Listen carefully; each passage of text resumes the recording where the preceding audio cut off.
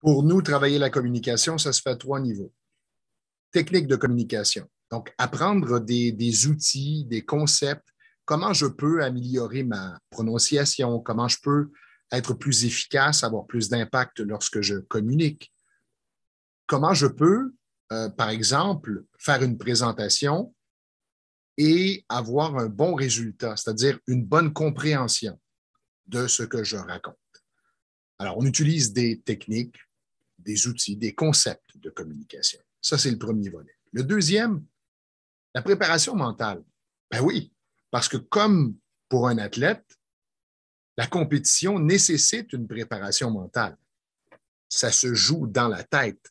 Si je ne suis pas convaincu de ce que je vais raconter, de l'importance du message que je vais raconter, à quoi ça sert de le communiquer? Et le troisième volet, c'est la communication avec soi.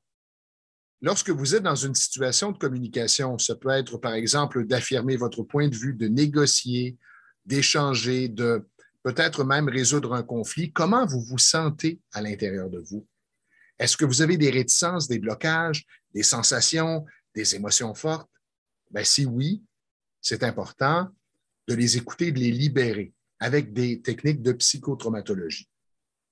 Et c'est ce qui me garde, je dirais, extrêmement motivé à faire mon travail tous les jours parce que ça nécessite une présence constante. Je travaille sur ces trois points-là. Donc, j'écoute mon coaché. J'écoute ce qu'il me dit. Ah, tiens, une croyance. Ta croyance, qu'est-ce qu'il y a comme émotion d'attacher avec cette croyance? On va libérer l'émotion. La croyance disparaît. OK, qu'est-ce que ça change pour toi maintenant? Ah, ben, ça me permet de voir que j'ai telle ou telle possibilité. Un exemple concret, quelqu'un qui me dit, je ne suis pas capable de bien communiquer, je ne suis pas un bon communicateur. OK, est-ce que c'est une croyance? Ben oui, moi je pense comme ça depuis que je suis tout jeune. Puis ferme-toi les yeux, pense à ce que tu viens de me dire, puis dis-moi comment tu te sens. Ben, je me sens découragé. OK, je lui fais faire une technique pour libérer le découragement.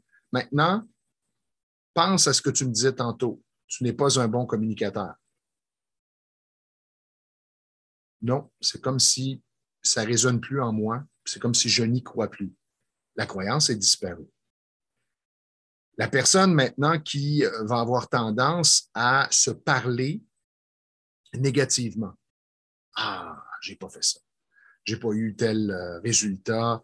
J'aurais dû m'y prendre de telle façon, consacrer un peu plus de temps à mon collègue.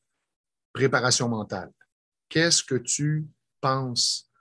Qu'est-ce que tu nourris dans ton esprit? Et maintenant, allons-y avec des outils de communication afin que tu puisses atteindre ton objectif. Donc, en passant d'un volet à l'autre, c'est un travail 360 qui amène un résultat durable, mesurable et dans un espace-temps qui est rapide. C'est un concept tout à fait innovateur et exclusif.